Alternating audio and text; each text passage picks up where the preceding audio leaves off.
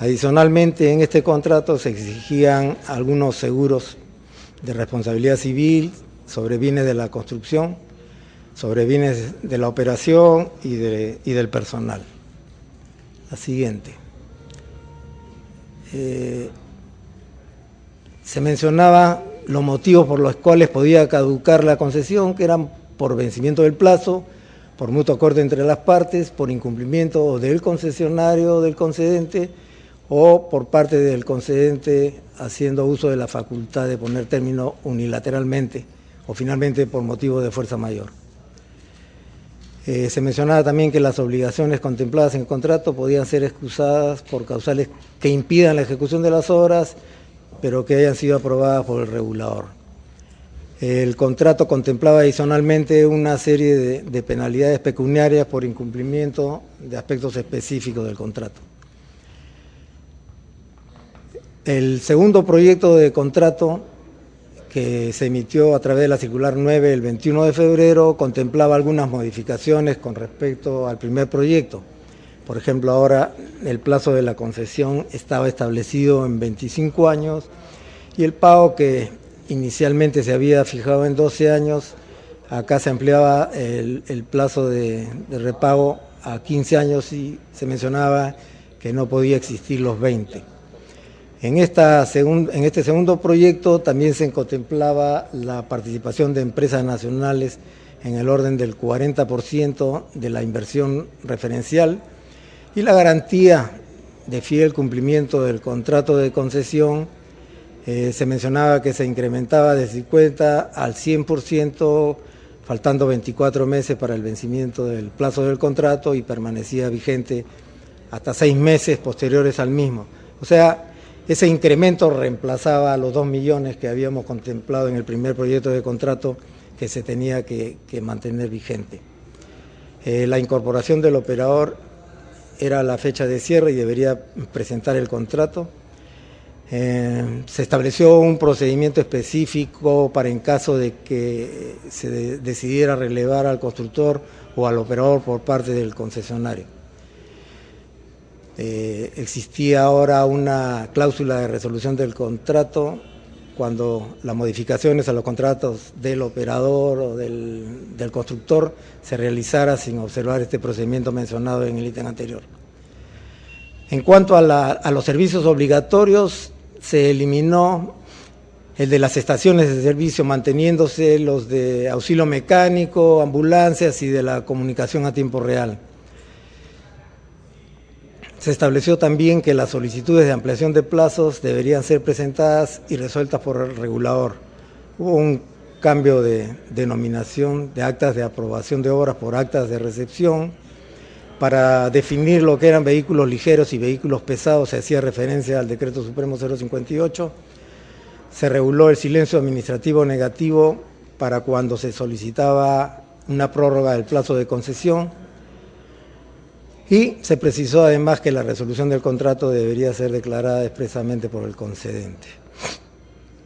El 22 de abril, a través de la circular 29 y luego de las coordinaciones con el MTC, Ocitran y los postores, se estableció la versión final del contrato, que con respecto al segundo proyecto de contrato tenía algunas variaciones, dentro de las que podemos señalar las que aparecen en la diapositiva. Por ejemplo, la fecha de vigencia de las obligaciones se fijaba para 30 días calendarios posteriores a que el concedente haya comunicado al concesionario las condiciones referenciales a una línea de crédito enlace que había sido propuesta como una de las posibilidades para el financiamiento de las obras. Que la construcción de las 3 etapas se iban a desarrollar en 12, 18 y 18 meses respectivamente, que el pago se iba a hacer a partir de la verificación del regulador de las obras de la primera, segunda y tercera etapa, y que éstas hayan sido concluidas a conformidad y satisfacción de la Comisión de Recepción de Obras nombrada profesamente para tal fin. Se incluyó una fórmula polinómica de reajuste del pago solo para ser aplicada durante el periodo de construcción y antes de empezar el desarrollo o el desembolso por parte de este concepto. El PAMO se cancelaría trimestralmente a partir de la fecha de inicio de la construcción y abarcaría todo el periodo de la concesión. Las garantías, si bien es cierto se mantenía la del cumplimiento de construcción de obras, se abría la posibilidad de que sea efectuada a través de una póliza de caución, la garantía de fiel cumplimiento del contrato de concesión. Se hace un juego de porcentajes, manteniendo el porcentaje más alto del 100% durante los 5 primeros años y al final de la concesión, por los mismos motivos que enuncié al haber modificado el concepto o el monto de esta garantía en el segundo proyecto de contrato. En el caso de eventos catastróficos, se contempla la constitución de un fideicomiso que debería servir como un receptor del 10% de los ingresos provenientes del peaje hasta el momento en que se recaudara un monto de 5 millones a fin de hacer frente a estos eventos catastróficos cuando excedieran las posibilidades de los seguros. La siguiente. El equilibrio económico financiero, se había regulado la posibilidad de que se alegue afectación al mismo cuando se produzcan variaciones por encima o por debajo del 5% correspondiente a las inversiones y a los costos de operación y mantenimiento. Y se manifestaba asimismo que el Estado peruano estaba gestionando ante una entidad financiera multilateral una línea de crédito enlace, con la cual debería constituirse un fideicomiso en caso de que se optara por el empleo de esta línea de crédito para el financiamiento. La siguiente. A partir de acá se emitieron las circulares que mencioné, que modificaban la versión final del contrato y que fueron hechas simplemente para mejorar la posición del Estado y la claridad en las definiciones que se habían empleado hasta ese momento en las versiones anteriores. Por ejemplo, se incluían las definiciones de estudio de impacto ambiental y obras accesorias. Se eliminó la definición de presupuesto oficial estimado de inversión porque al mencionar la palabra oficial, los postores asumían que era un presupuesto que el Estado estaba avalando como el real. Entonces los montos de capital, se establecieron montos en lugar del porcentaje que antes se hacía con relación a este presupuesto.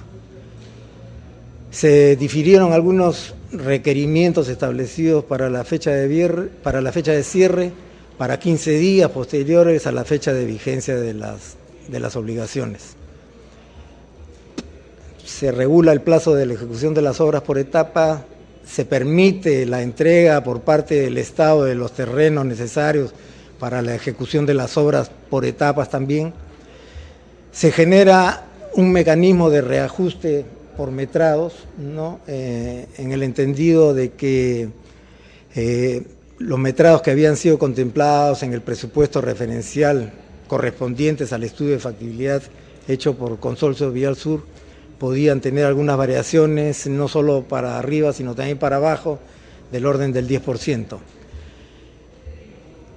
Se norma un procedimiento para la aprobación de las obras, se dan dos opciones para el concesionario una vez culminada la etapa de la ejecución de las obras, referidas a la continuación o transferencia de la concesión. Se menciona que la explotación se iniciará 12 meses después de culminadas las obras y entonces para absorber este periodo se genera una entrega del 25% del monto correspondiente al PAMO. Igualmente se menciona que se fijarán montos de transitabilidad a fin de que la obra sea totalmente transitable desde el momento en que el concesionario se hacía cargo de la obra y aunque no hubiese terminado de construir los tramos, a partir del momento que entraba a operar la concesión, la carretera debía mantener la transitabilidad en toda su extensión. Se establecieron montos fijos para las garantías por los periodos de concesión.